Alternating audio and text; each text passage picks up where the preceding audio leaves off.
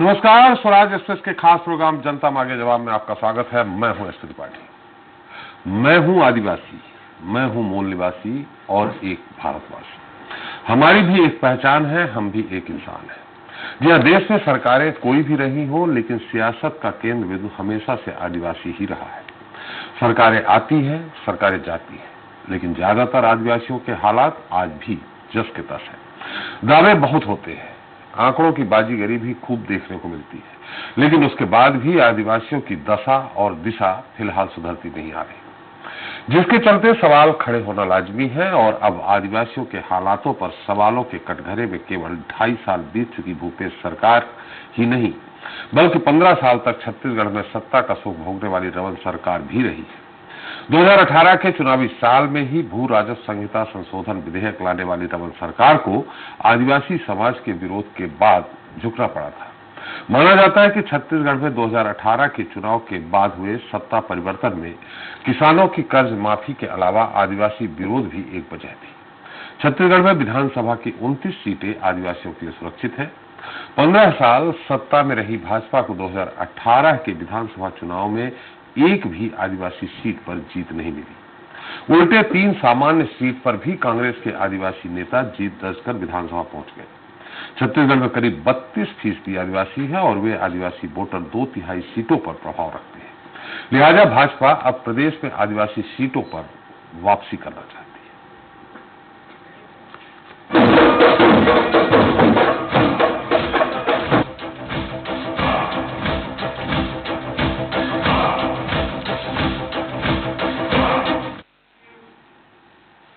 तो आज विश्व आदिवासी दिवस है। ये दिन आदिवासियों को समाज के मुख्य धारा से जोड़ने और आगे बढ़ाने के लिए प्रयासों का संदेश देता है।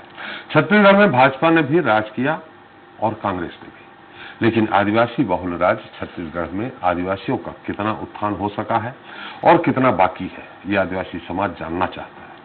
और ये भी जानना चाहता है कि वही आदिवासी राजनीतिक पार्टियों के लिए केवल वोट बैंक तो नहीं। देख लेते हैं उससे पहले एक रिपोर्ट।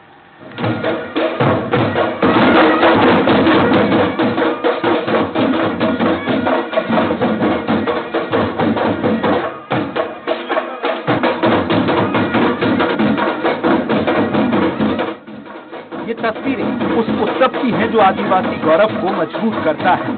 संयुक्त राष्ट्र के आह्वान पर 9 अगस्त 1995 को पहली बार पूरी दुनिया में अंतर्राष्ट्रीय आदिवासी दिवस मनाया गया।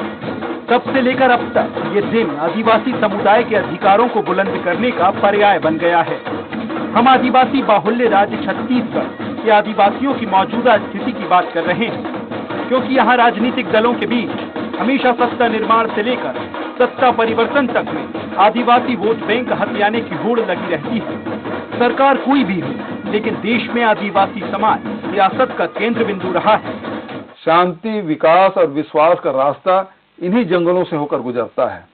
वनों और वन संसाधनों पर आदिवासी भाई बहनों के अधिकार सुनिश्चित करते हुए हम सुख, शांति और समृद्धि के अधिकारों को भी सुनिश्चित करने के लिए प्रतिबद्ध हैं। बहरहाल ऐसा नहीं है कि भूपेश सरकार के आने के बाद आदिवासी समाज हमेशा खुश ही रहा हो। यह बस्तर के बेलाडीला में नंदराज पहाड़ में माइनिंग के विरोध का बहुचर्चित किस्सा। विपक्ष ने इस मामले पर आदिवासी विरोध के मुद्दे को जमकर भुनाया है, लेकिन सवालों के कटघरे में केवल 2.5 साल की बीत चुकी भूपेश सरकार ही नहीं है, बल्कि 15 साल तक छत्तीसगढ़ में सत्ता का सुख भोगने वाली रमन सरकार भी रही है। आदिवासी समाज आज रोड पे है। सर्व आदिवासी समाज के लोग भी विभिन्न ब्लॉकों में, ब्लॉक स्तर पे धरना प्रदर्शन में बैठे थे। इससे ये उजागर होता है कि कांग्रेस सरकार की नीतियों से आदिवासी समाज आज नाराज है, अपने आप को आहत महसूस कर। भाजपा के 15 साल के कार्यकाल का काला इतिहास अभी छत्तीसगढ़ के लोग और आदिवासी समाज भूला नहीं है। भारतीय जनता पार्टी का आदिवासी प्रेम एक दिखावा है, मुखौटा है। भारतीय जनता पार्टी के आदिवासी विरोधी चरित्र को सब बखूबी जानते हैं, समझते हैं। आइए नजर डालते हैं कांग्रेस सरकार ने बीते 2.5 साल में कई अहम फैसले लिए। लोहडंगी गुड़ा में आदिवासियों की जमीन की वापसी, जेलों में बंद आदिवासियों के मामलों की समीक्षा, जिला खनिज न्यास के पैसों से आदिवासियों के जीवन स्तर में सुधार, बस्तर और सरगुजा में कर्मचारी चयन बोर्ड की स्थापना, आदिवासी विकास प्राधिकरणों में स्थानीय अध्यक्ष की नियुक्ति,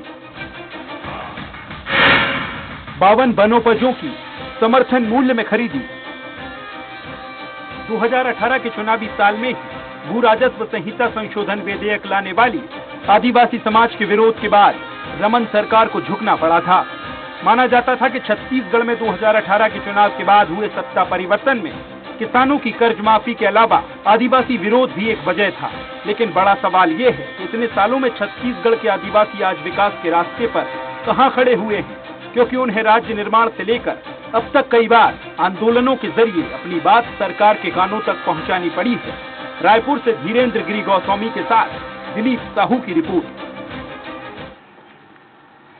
तो आदिवासियों का आधार, इस पर चर्चा के लिए हमारे साथ मौजूद है नितिन भंसाली जी हैं, कांग्रेस प्रवक्ता है। भंसाली जी, आपका स्वागत है। वेंकटेश्वर सिंह आतराम जी हैं, सचिव सर्व आदिवासी समाज छत्तीसगढ़ के, आपका भी बहुत स्वागत है। संजय श्रीवास्तव बीजेपी प्रवक्ता हमारे साथ है, आपका भी संजय जी स्वागत है। और वरिष्ठ पत्रकार आशीष दुबे जी हमारे साथ है। तो सबसे पहले संजय जी, आपसे ही जानना चाहेंगे कि यहाँ कहाँ आदिवासियों के हित की कहाँ रक्षा नहीं कर रही भूपेश सरकार, क्या कमी रह गई है, आप क्या बताएंगे?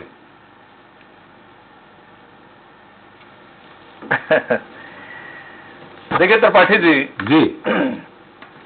क्या कर रही है इस पर यह सवाल है, और मुझे ऐसा लगता है कि बीजेपी के प्रवक्ता होने के नाते मुझे बोलने की आवश्यकता बहुत ज्यादा नहीं है जी। ये तो तमाम जो छत्तीसगढ़ की 32% जो आबादी जो छत्तीसगढ़ की है जी, वो छत्तीसगढ़ की आबादी ही बता रही है कि वास्तव में कांग्रेस की सरकार का जो चरित्र है हमेशा से देश की आजादी के बाद से, कि ये कहते ज्यादा है करते कम है जी। ये टाटा की जमीन की वापसी करते हैं, ये तेंदुपत्ता की संग्राहकों की बात करते हैं, लेकिन वास्तव में धरातल आदेश निकालना इनकी एक आदत बन गई है। लेकिन वो धरातल पर किस तरीके से उतरे, शायद इस पर बिल्कुल भी काम नहीं होता है। देखिए, मैं कहां से प्रारंभ करूं? मैं आज वनाधिकार की बात करूं, जिसके लिए पूर्णता लागू करने की इन्होंने घोषणा पत्र में बात की थी कि समर्थन मूल्य पर हम एक एक दाना लघु वनोपज की खरीदी करेंगे, लेकिन लघु वनोपज की खरीदी नहीं हो रही। मैं देखिए बेसिक चीजों को बता रहा हूं जो उनकी रोज की आवश्यकता है आदिवासी बाहुल्य क्षेत्र के लोगों की। दूसरा विषय है कि तेंदुपत्ता की खरीदी हमारे समय में 10 दिन तक खरीदी होती थी, अब खरीदी एकमात्र होती है थोड़ा सा टोकन खरीदी करके बंद कर देते हैं। ये कहते हैं कि हम 450 रुपए गड्ढे के लिए हम खरीदी कर रहे हैं। ठीक है, आपने किया, लेकिन आप खरीदी ही नहीं कर रहे हैं। हमारे समय में 10-10, 12-12 दिन तक खरीदी होती थी, और आपको मालूम होगा कि पिछले दिनों आपके समाचार पत्र में ये बात आई कि राज्यपाल जी, महामहिम राज्यपाल जी के हस्तक्षेप के बाद तेंदुपत्ता की खरीदी प्रारंभ हुई। ये स्थिति इनको है। अनेक योजनाएं जो भारतीय जनता पार्टी के कार्यकाल में हुआ था, मैं छोटी छोटी योजनाओं को बता रहा हूं, छोटी योजनाएं किस तरीके से आम आदिवासियों के जीवन को आगे बढ़ाती है। उदाहरण के लिए तेंदुपत्ता खरीदी की बात हमने की कि हम संग्राहकों को बोनस देते थे, तेंदुपत्ता के जो संग्रहण करते थे उनको बोनस देते थे, हम चरण पादुका देते थे, हम उनका बीमा कराते थे। यहां तक कि जो संग्राहक हैं उनको, उनके जो विद्यार्थी, उनके जो छात्र रहते थे, उनको छात्रवृत्ति प्रदान की जाती थी। ये तमाम प्रकार की व्यवस्थाओं को भूपेश बघेल की सरकार ने बंद किया है। और लगभग वनाधिकार पट्टे की बात करूं, एक बड़ा विषय है, 5 लाख आदिवासियों को वनाधिकार पट्टा हमने दिया था। और अभी जो प्रकरण थे जितने, मुझे बड़े दुर्भाग्य के साथ में कहना पड़ रहा है कि लगभग 5 लाख आदिवासियों के वनाधिकार पट्टे तकनीकी कारणों से, कुछ भी कारण देके, एक तरफ कहते हैं कि आदिवासियों के हितों के लिए हम लगातार काम करेंगे, लेकिन वो काम नहीं करके, बल्कि 5 लाख वनाधिकार जो आदिवासी थे जिनको वनाधिकार पट्टा मिलना था, लेकिन उनको पट्टा तकनीकी कारणों से उनका रोक दिया गया। अब रही 5वीं अनुसूची, पेशा कानून, बड़ी बड़ी बातें करी सत्ता प्राप्त करने के लिए, तमाम प्रकार की बातें। आज शराबबंदी की बात नहीं कर रहा हूं, आज बेरोजगार युवकों को 25 रुपए की बात नहीं कर रहा हूं, आज मैं बात कर रहा हूं केवल ट्राइबल अनुसूचित जनजाति के जो भाई बहन हैं, क्योंकि आज विश्व आदिवासी दिवस है, उनको तो मैं बधाई देता हूं। लेकिन आज केवल बधाई देने से, अब भूपेश बघेल जी का बयान में सुन रहा था कि हम एक लच्छेदार चीज कह दें उससे कुछ नहीं होना है, जब तक उन्हें हितों का संरक्षण नहीं होगा। 5वीं अनुसूची की बात ये करते थे डॉक्टर रमन सिंह की सरकार के समय, आज 2.25 साल हो गए सरकार को, पेशा कानून यहां पर लागू नहीं हुआ। और तो और जो डेवलपमेंट होता था ट्राइबल क्षेत्र में, बहुत एक बारीक चीज मैं आपको बता रहा हूं, जिस तरीके से ग्राम क्षेत्रों के अंदर में रेत और जो डिफरेंट टाइप के जो मिनरल्स होते हैं, अन्य गौण खनिज होते हैं, वो रॉयल्टी और वो सब मिलने से उस क्षेत्र में विकास होता था। लेकिन अब इन्होंने माइनिंग के ठेकेदारों के हाथ में दे दिया। वो अधिकार भी जो ग्राम सभा का था, ये कहते हैं ना कि शराबबंदी करेंगे, ग्राम सभा वालों से बातचीत करेंगे, शराब के लिए बात करने के लिए लिखे हैं इन्होंने, लेकिन जो जहां से उनको आय होती थी उस ग्राम के क्षेत्रों को जहां पर डेवलपमेंट होता था, उनको बंद करके रेत माफियाओं के हाथ में खनिज विभाग बिल्कुल संजय जी, दे दिया है। सैकड़ों ऐसी चीजें हैं जो आज मैं कह सकता हूं आपको कि ये तमाम प्रकार की जो आवश्यक जो चीजें थी उसको सरकार ने बंद किया। संजय जी, निश्चित तौर पे आपने बहुत उत्थान का काम किया, थोड़ा सा वो जान लेंगे, भंसाली जी बताएंगे। भंसाली साहब, आपने तो एक आदिवासी, हम बाद में संजय जी के पास जाएंगे, आपने एक आदिवासी मुख्यमंत्री दिया है, अगर आप उनको आदिवासी मानते हैं, जोगी जी को आदिवासी मानते हैं क्या आप मुख्यमंत्री? देखिए, ये मामला तो कोर्ट में आज मुझे को लग रहा है डिबेट तो आदिवासियों के विषय में किया जा रहा है। उस विषय पर मेरे हिसाब से बात करें तो सबसे पहले मैं प्रदेशवासियों को विश्व आदिवासी दिवस की आपके चैनल के माध्यम से बहुत सारी शुभकामनाएं प्रेषित करता हूं। साथ ही ये बताता हूं कि ये जो 15 वर्षों में आदिवासी भाई जो हमारे एक परायापन जो महसूस कर रहे थे, अभी 2.5 वर्षों के भूपेश बघेल जी के शासन काल में एक अपनापन महसूस करने लगे। जैसा कि अभी संजय श्रीवास्तव जी कह रहे थे कि इन्होंने, हमने ये योजना चलाई, वो योजना चलाई, इन्होंने बंद कर दिया। इन्होंने यदि इतना काम किया तो मैं ये पूछना चाहता हूँ आदरणीय त्रिपाठी जी कि प्रदेश में 29 सीटें हैं आदिवासियों के लिए आरक्षित, एक भी सीट में भारतीय जनता पार्टी का नेता विधानसभा का चुनाव नहीं जीता। साथ ही 3 अन्य जो जनरल सीटें थी उसमें भी कांग्रेस के नेता चुनाव कांग्रेस के विधानसभा के प्रतिनिधि चुनकर गए जनरल कोटे से। तो इतना अच्छा यदि इन्होंने काम किया तो ये दिन क्यों देखने पड़े कि अंत में गड़बड़ हो गई थी ना भंसाली जी? अब ये बात करते, अंत में गड़बड़ हो गई थी, भू राजस्व संहिता जो संशोधन ले आए थे उसके कारण। अरे हर 5 वर्षों में आदरणीय हर 5 वर्षों में एक नया जुमला लेके आते थे। मुझे लगता है संजय श्रीवास्तव जी को अच्छे से याद होगा कि 10 लीटर एक गाय दूध देगी, ऐसी जर्सी गाय प्रति आदिवासी को देंगे और हर आदिवासी के परिवार से एक व्यक्ति को सरकारी नौकरी देंगे। नहीं दिया। हर 5-5 वर्षों में नया जुमला लेकर एक बहुरूपियों जैसा हर बार नया रूप धरकर इन 5-5 वर्षों में इन्होंने 3 स्लॉट में सरकारें बनाई और आदिवासी भाई ये समझ गए कि यहाँ पर सिर्फ छलने का और ठगने का काम होता है और हमने जो वादा किया वो पूरा किया। अभी आदरणीय संजय श्रीवास्तव जी कह रहे थे लघु वनोपज के बारे में, मैं बता दूं वनोपज की संग्रहण मात्रा 2018 से 115 गुना बढ़ी है 2.5 सालों में। अब सरकार 7 नहीं पर 52 प्रकार की लघु वनोपजों की खरीदी समर्थन मूल्य पर कर रही है। संग्रहणकर्ताओं की संख्या भी मैं बता दूं 1.5 लाख से 4 संजय जी ये कह रहे हैं कि आप खरीदी करते ही नहीं है। मलेरिया और कुपोषण के खिलाफ अभियान, अरे खरीदी ये नहीं करते थे, दान घोटाला, नान घोटाला, मैं कौन से घोटाले निकालूंगा जो कागजों में इन्होंने किया और आज भी उसके खिलाफ जांचें जारी हैं। तो जो लोग 15 वर्षों में कागजों में काम करते आए और जिनको आदिवासी जनता ने, आदिवासी क्षेत्रों के नागरिकों ने सत्ता से रिजेक्ट कर दिया, तो इन्हें अभी चिंतन की जरूरत है। मुझे जानकारी मिली कि चिंतन शिविर बस्तर में लगाने वाले हैं, तो चिंतन शिविर नहीं होगा, मुझे लगता है कि चिंता शिविर होगा। ये अवसाद में है, 15 वर्ष शासन करने के बाद भंसाली जी आदिवासियों के हित में कौन कौन से निर्णय लिए आपने?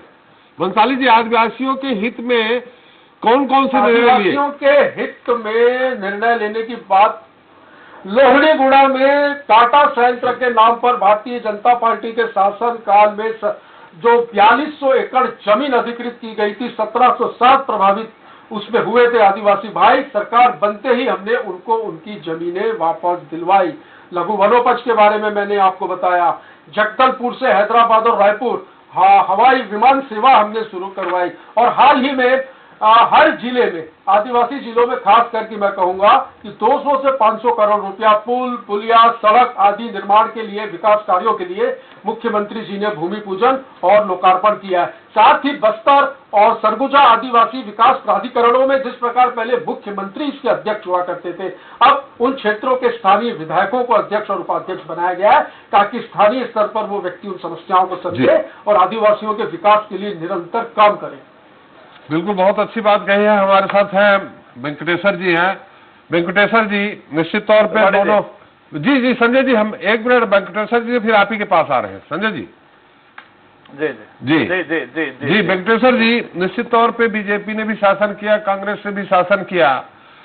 आप आदिवासी समुदाय से जुड़े हुए हैं, आपको क्या लग रहा है आदिवासियों के प्रति कौन ज्यादा चिंतित थी, रमन सरकार, भूपेश सरकार? देखिए, रमन सरकार को 15 साल का समय दिया गया जी। 15 साल उन्होंने काम किया।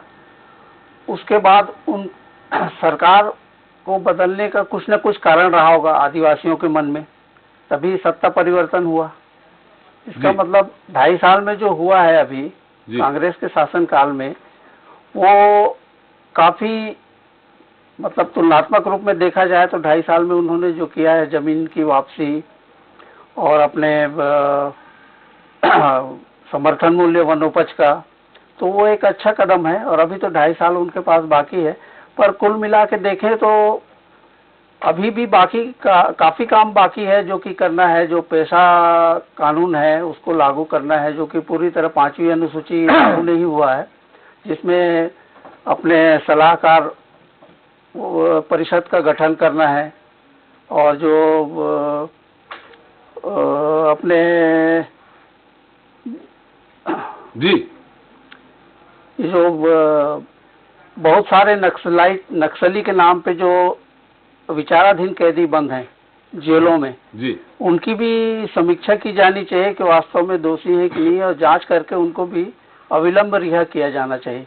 जी। उसके अलावा बस्तर क्षेत्र से काफी लोग पलायन किए हुए हैं, जी। चाहे वो भाजपा की सरकार में हो या कांग्रेस की सरकार में। उसके लिए एक सर्वे करने के लिए एजेंसी नियुक्त किया गया था रविशंकर विश्वविद्यालय को, मगर उसकी जांच आज तक नहीं आई है कि उस मामले में क्या हुआ, ये कब नियुक्त किया गया था, कहाँ तक प्रगति हुई। वेंकटेश्वर जी, कब तो नियुक्त उसकी किया जो गया है था? रिपोर्ट भी शीघ्र, ये करीब करीब हो गए, भाजपा शासन में ही नियुक्त किए गए थे। चलिए, तो ना उसके समय रिपोर्ट आई ना कांग्रेस के समय आई।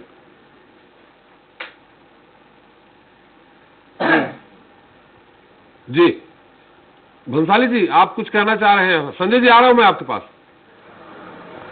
जी अभी ये जो मुकदमे जो दर्ज थे आदिवासियों के, इसके बारे में अभी हमारे आदिवासी समाज के भाई कह रहे थे। इस विषय में आपको बताऊं आदरणीय त्रिपाठी जी कि आदिवासियों पर झूठे प्रकरणों की वापसी के लिए पटनायक समिति का गठन कर 944 व्यक्तियों के खिलाफ 718 प्रकरण भूपेश सरकार ने वापस लिए हैं। 1124 प्रकरणों में 218 आदिवासी मुक्त भी हुए हैं। तो ये प्रक्रिया जो है सतत जारी है। मैं ये भी बता दूं कि 15 वर्षों में भारतीय जनता पार्टी के शासनकाल में 1442 नागरिक बस्तर में मारे गए नक्सलवादी हमलों में। कई जवान मारे गए, उसके तो डाटा ही मैं अगर निकालने बैठूं तो एनसीआरबी के आंकड़े ये बताते हैं कि छत्तीसगढ़ नक्सलवादी घटनाओं के मामले में, बस्तर मतलब यही समझा जाता था जो व्यक्ति छत्तीसगढ़ आता था कि रायपुर तक को लोग ये समझते थे कि हम आए हैं तो यहाँ पर नक्सलाइट होंगे। 4 ब्लॉकों तक ये सीमित था नक्सलवाद। इन 15 वर्षों के इनके शासनकाल की देन है, ये 14 जिलों तक पहुंच गया है। बहुत दुख की बात है, उसके बाद भी ये विकास की बात करते हैं तो इससे ज्यादा शर्मनाक कुछ नहीं है। आज ये आदिवासी हितैषी जो बन रहे हैं, ये स्वार्थ की वजह से बन रहे हैं। इन्हें कहीं न कहीं ये लग रहा है कि आदिवासियों को फिर ये कोई जुमला दिखाकर, कोई सपने दिखाकर वश में करेंगे, लेकिन ये संभव नहीं। चलिए, संजय जी कुछ कहना चाह रहे हैं? संजय जी, एक मिनट, हम आशीष जी से एक टिप्पणी ले लें, शायद वो बेहतर टिप्पणी दे सकते हैं। आशीष जी। जी जरूर जी, आपने सुना, बीजेपी सुना, कांग्रेस सुना, आदिवासी समुदाय के जो हमारे प्रतिनिधित्व करते हैं वेंकटेश्वर जी, उन्होंने भी अपनी बात कही।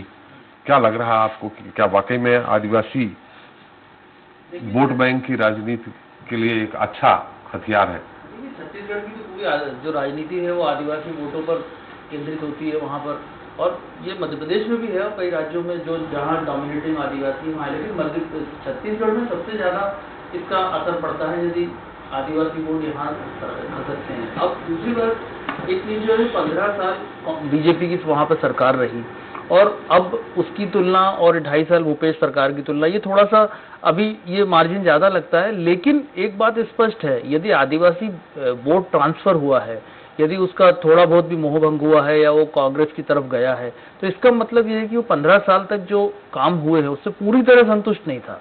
जो भी काम हुए हैं उसमें ये जो उसका जो ट्रांसफर है और उसके बाद लगातार जो चीजें छत्तीसगढ़ में हुई हैं, जैसा वर्मा जी कह रहे हैं कि आदिवासी वेंकटेश्वर जी कह रहे हैं कि जिस तरह से वहां पर 2.5 साल में सरकार ने काम करने की कोशिश की है, तो 2.5 साल और यदि हो जाएंगे तो उसके बाद ज्यादा तुलनात्मक रूप से आदिवासियों को तय करने में आसानी होगी कि कौन ज्यादा बेहतर होगा। लेकिन अभी तात्कालिक रूप से ये लगता है कि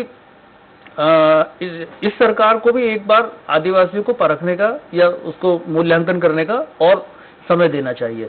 दूसरी, जहां तक छत्तीसगढ़ की बात है, तो एक बात बड़ी है कि आदिवासी बहुल इलाका है, पूरे वोट वहां पर उससे प्रभावित राजनीति करते हैं, लेकिन अभी तक छत्तीसगढ़ को आदिवासी मुख्यमंत्री नहीं मिला है। इन सब चीजों में आप देखिए, अगर अजीत जोगी को हम अपवाद मान लें या जैसा भी मान लें, तो वो जो खालिस एक जिस तरह का एक चेहरा चाहिए था, वो अभी तक वहां पर नहीं है। तो इसके इतर जो दूसरे लोग इस तरह से आदिवासियों की जरूरतों को या उनकी योजनाओं को उनके लिए करने की कोशिश कर रहे हैं, तो ये एक बड़ा आदिवासियों के लिए सोचने का भी विषय है। और दूसरी चीज दूसरे लोगों के लिए भी है कि किस तरह से वो वहां पे उनको अधिकतम रूप से संतुष्ट किया जा सकता है। तो मुझे लगता है ये 2.5 साल का जो अरसा आगे का होगा, ये भूपेश बघेल के लिए ज्यादा चुनौतीपूर्ण होगा कि वो अपने वोट को बचा के रख सके। 29 में से 29 सीटें और जी प्लस। संजय जी, आप कुछ कहना चाह रहे हैं? साथ में मेरा भी एक सवाल है। सवाल इस बात को लेकर के है, निश्चित तौर पे हम भंसाली जी से भी सवाल करेंगे। बहुत पहले 80 से लेकर के अभी तक क्या क्या हुआ है, आदिवासी मुख्यमंत्री कब बनने की होड़ में थे और उनको दरकिनार कर दिया गया। लेकिन आपने भी 15 साल में, देखिए, नेता प्रतिपक्ष आपके 2000 में बनाए गए थे नंद कुमार साय, काफी लड़ाई झगड़ा भी हुआ था, आप भी जानते हैं, वो मोदी जी ही प्रभारी भी थे। लेकिन 15 साल में आदिवासी मुख्यमंत्री आपने नहीं दिया।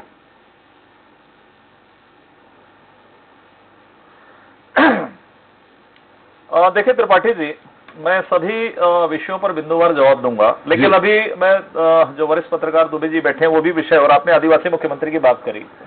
देखिए, भारतीय जनता पार्टी इस प्रदेश का नेतृत्व करने के लिए हम ट्राइबल को दें कि हम ओबीसी को दें, इस झगड़े में बीजेपी कभी नहीं पड़ती, और हम जातिवाद और स्थानीयवाद के आधार पर हम राजनीति करते हैं। इस देश ने पिछले 50 साल माफ करिएगा प्रदेशों के अंदर, माफ करिएगा संजय जी, मैं आपको याद दिलाना चाहता हूं, जब नेता प्रतिपक्ष नंद कुमार साय जी को बनाया गया था, तब आपके वहां जो भी वरिष्ठ नेता दिल्ली से आए थे, मैं भी उपलब्ध था, बृजमोहन जी की बात को लेकर आए थे, तो उन्होंने कहा मैं छत्तीसगढ़ आदिवासी बहुल्य क्षेत्र है, यहाँ आदिवासी नेता हम देंगे, ये कहा था आपके वरिष्ठ नेताओं ने। नहीं, देखिए ऐसा है, देखिए ऐसा है, उन्होंने नंद कुमार साय प्रथम नेता प्रतिपक्ष थे, बृजमोहन जी उस समय नहीं बने या अभी नहीं बने, अभी भी नहीं बन पाए, वो अभी नहीं बने जी। तो बात विषय ये नहीं है कि ट्राइबल को हम बनाना है कि ओबीसी को बनाना है, ये बहुत प्राथमिकता हमारी नहीं है जी। जो कांग्रेस करती है, और कम से कम इस छत्तीसगढ़ में ये कलंक जो कांग्रेस के माथे पर लगा है कि अटल जी ने छत्तीसगढ़ बनाया और पहला आदिवासी मुख्यमंत्री एआईसीसी के माध्यम से, गांधी परिवार के माध्यम से यहां पर दिया गया। बाद में इनका झगड़ा है कि कौन नकली कांग्रेसी कौन असली कांग्रेसी, जिससे छत्तीसगढ़ शर्मसार हुआ। कम से कम भारतीय जनता पार्टी इस तरह की राजनीति को नहीं करती है ईमानदारी के साथ में। पहली बात, यदि मूल आदिवासी आदिवासी है, सवाल ये दूसरों को करते हैं, जोगी परिवार से, बीजेपी से। अरे भाई, प्रश्न करो आप सोनिया गांधी से, राहुल गांधी से कि भैया ये कौन सा आदिवासी हमको दे दिए थे जिसको हमको ये बताना पड़ रहा है कि नकली आदिवासी है। उन्हें तो दिया, आपने तो दिया ही नहीं। तो मुझे उस आदिवासी सर सुनिए, नहीं सर, ऐसा नहीं चाहिए ना छत्तीसगढ़ को कि नकली, वही कांग्रेस पार्टी जो दे रही है उसी को सफाई देनी पड़ रही है, क्यों नकली है। ये स्थिति कम से कम न हो प्रदेश की जनता के बीच में। दूसरा विषय जो अभी भंसाली जी कह रहे थे कि भैया 29 के 29 हम हार गए, कोई दिक्कत नहीं, 29 के 29 हार गए, 15 साल हम हैं, 15 साल आपको विपक्ष से आने में लग गया है, फिर आप यदि गड़बड़ करोगे तो 15 साल फिर आप जाओगे विपक्ष में। लेकिन आप 6 महीने में विश्वास खो दिए। यदि आंकड़ों की बात है तो आंकड़ों के साथ बातचीत होगी कि लोकसभा में आप केवल 1 सीट जीत पाए, बाकी सब आदिवासी सीट हमने जीता, उसके अंतर्गत जितने विधानसभा हमने जीता, अर्थात 29-32 जो था उसमें से 80% आदिवासी सीट तो हम 6 महीने के अंदर लोकसभा में जीत गए। इसलिए कम से कम आंकड़ोों की बाजीगरी जो कांग्रेस हमेशा करती है वो मत करे, उसके बाद बहुत ईमानदारी के साथ। उसके बाद पंचायत और नगरीय निकाय चुनाव में हार भी गया। सर एक मिनट सर, एक मिनट सर, नगरीय निकाय या पंचायत या सरपंच और पंच में जाएंगे तो नहीं तो एक मिनट भंसाली जी एक मिनट, संजय जी की बात आ जाए। विषय देखिए जी, चुनाव जो प्रमुख रूप से होते हैं विधानसभा और उसको मानते हैं, यदि बात करना तो हम पंच के आंकड़े को भी ले बैठ के हमारे पंच इतने, तुम्हारे सरपंच कितने हैं, तो मुझे लगता है ये विषय नहीं है। दूसरा जो ये कह रहे थे कि भैया लोहांडीगुड़ा, ये बार बार 2.5-3 साल से लोहांडीगुड़ा लोहांडीगुड़ा लोहांडीगुड़ा, ठीक आपने किया, धन्यवाद देते हैं, स्वागत करते हैं। अभी कोरोना काल में, कोविड के समय, ये किस तरह से पूंजीपतियों के हाथ में ये बिक गई है सरकार। मेरा खुला आरोप है आपके चैनल के माध्यम से कि नारायणपुर जिले के चपका गांव, जहां एक प्राइवेट फैक्ट्री लगना है, 12 गांवों की जमीन धारा 144 लगने के बाद वहां पर उनको देने के लिए ग्राम सभा बुलाई गई, आयोजित की गई कोविड के समय, और 165 लोगों को गिरफ्तार किया गया। लोहांडीगुड़ा का रोना रोते एक उदाहरण कर दे और फिर पर्दे के पीछे सैकड़ों जमीन पूंजीपतियों को बांटे, ये कृत्य आज नहीं, ये आप भी जानते हैं 50 साल से, ये कांग्रेस हमेशा से करती रही है। दूसरा एक और विषय बता दूं शानदार, इनके ही आदिवासी मंत्री के पुत्र, नाम नहीं लूंगा, 25 एकड़ आदिवासियों की जमीन उन्होंने दबा दिया था। जब आंदोलन हुआ तो जमीन वापस हुई। मुझे कहने में अच्छा नहीं लग रहा है, मुझे कहने में प्लीज। दूसरा एक और मैं और बता दूं आपको, मतांतरण की बात है, धर्मांतरण मतांतरण, अभी लेटेस्ट मामला सिलगेर का, इनका एसपी सुकमा ये रिपोर्ट दे रहा है कि वहां मतांतरण हो रहा है, दबाव में हो रहा है, मिशनरियों के द्वारा हो रहा है। सरकार सोई हुई है, सरकार मतांतरण और धर्मांतरण को आगे बढ़ा रही है। ये जो मूल काम है, ये इस तरह की चीजें रिपोर्ट्स में है, समाचार पत्र में है। एक और विषय, कांग्रेस के विधायक, उत्तर आपके लंबे आरोप हैं। बृहस्पति सिंह, एक मिनट बस, कांग्रेस के विधायक बृहस्पति सिंह, जिन्होंने टीएस बाबर तो आरोप लगाया, जो भी मुख्यमंत्री की लड़ाई थी, उनका परसों का बयान कि सरगुजा के जो आदिवासी हैं वो अंगूठा छाप हैं, ये मनोवृत्ति के साथ में इनके नेता काम कर रहे हैं। मुझे लगता है आदिवासियों के मामले में ये सरकार कितनी ईमानदार है, ये कितनी ईमानदार है, ईमानदार है, जो सारा कह रहे हैं काल में हुआ। अरे भैया सुकुमार है कि वो इतना समय तो कौन सुपर सीएम होता था, कौन सरकार चलाता था, ये सब जानते हैं। नहीं क्यों सही है, मामले की जांच करेंगे, आप लोगों के जैसे चलाएंगे वाला मामला है, यहाँ पर सारी चीजों को दिया जाता है। यदि कोई कैद समय तो वहाँ के लोगों से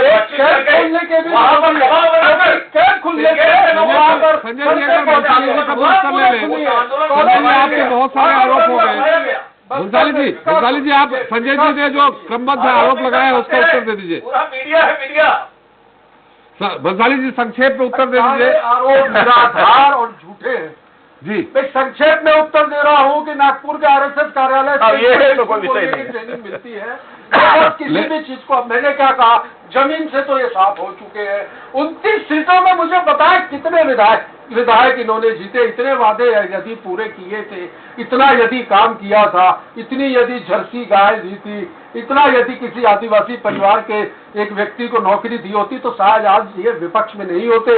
और इतनी बुरी तरीके से इनको आदिवासी भाइयों ने रिजेक्ट किया है कि 29 में से एक सीट भी नहीं जीते हैं, तो इनके लिए तो डूब मरने जैसी स्थिति है, कुछ बोलने जैसी स्थिति भी नहीं है। आज बस्तर हो चाहे आदिवासी क्षेत्र हमारे सरगुजा हो, विकास के पथ पर अग्रसर है और बचे 2.5 साल जो है हमें इन्हें फोकस करके चलना है।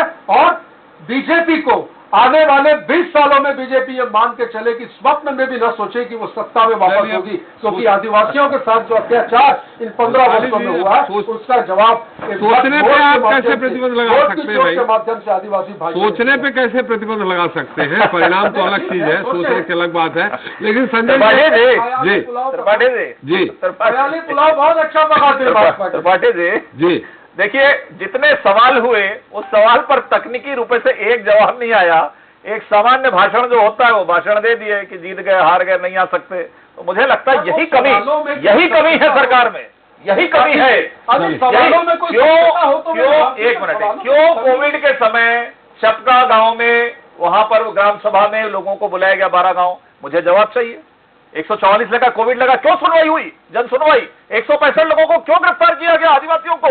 सवाल का जवाब अरे क्यों नहीं किया, रिकॉर्डेड है, रिकॉर्डेड है। संजय जी समय समाप्त हो गया है, बोलते हैं तो संजय जी समय समाप्त हो गया। हमारे आशीष जी बहुत संक्षिप्त चर्चा करना चाह रहे हैं। संजय धन्यवाद। ये पूछना चाह रहा हूँ कि आदिवासियों की चिंता सारी दोनों पार्टी आप लोग कर रहे हैं, लेकिन क्या आपका अगला रोड मैप क्या है? आपने कौन सा आदिवासी नेतृत्व भाजपा ने वहाँ उभारा है? वो कौन नेता है जो वो आगे भले सीएम का फेस ना हो लेकिन एक प्रमुख फेस हो आदिवासी चेहरे का? और यही कांग्रेस में भी है, कांग्रेस में पीसीसी चीफ है हालांकि, लेकिन ये दोनों पार्टी की एक्सरसाइज क्या है, मैं ये समझना चाहता हूँ। सर बिल्कुल समय समाप्त हो गया है। ये एक उनकी सोच जो है आगे को sir PCC chief Vishnudeo Sai हैं जी, और उनके यहाँ भी शायद उनको जानकारी नहीं है। नहीं, कांग्रेस में भी मरकाम क्या है आप जानते हैं? विष्णुदेव का बीजेपी के जो प्रदेश अध्यक्ष है, बीजेपी के प्रदेश अध्यक्ष। कांग्रेस को अभी भी बहुत कुछ करना बाकी है। अरे वो भी विष्णुदेव साय प्रदेश अध्यक्ष, रेणुका सिंह मंत्री। क्या किया रेणुका सिंह जी ने? क्या किया रेणुका सिंह ने? आप लोगों ने सरकार के जैसे ये 9 संसद मोदी जी समय समाप्त हो गया। वंशाली जी बहुत बहुत धन्यवाद आपका, संजय जी आपका, और वेंकटेश्वर जी आपका हमारे साथ चर्चा में जुड़ने के लिए। तो यह बात तो स्पष्ट है कि चाहे कांग्रेस हो या भारतीय जनता पार्टी, सभी ने सत्ता पर रहते हुए आदिवासियों के उत्थान के बड़े बड़े दावे किए, लेकिन छत्तीसगढ़ की 2/3 विधानसभा सीटों पर अपनी मौजूदगी दर्ज करने वाले आदिवासी दोनों ही दलों के लिए वोट बैंक ही साबित हुए। जो काम किए गए उसे तो दल गिनाएगा ही, लेकिन बड़ा सवाल यह है कि इतने सालों में छत्तीसगढ़ के आदिवासी आज भी विकास के रास्ते पर कहां खड़े हुए? क्यों उन्हें अपने हक के लिए आवाज बुलंद करनी पड़ी? आंदोलन के जरिए अपनी बात सरकार के कानों तक पहुंचाने की नौबत आखिर आई है। छत्तीसगढ़ के बाद अब रुख मध्य प्रदेश का कर लेते हैं, जहां एक बार फिर आदिवासियों को लेकर सियासत हो रही है।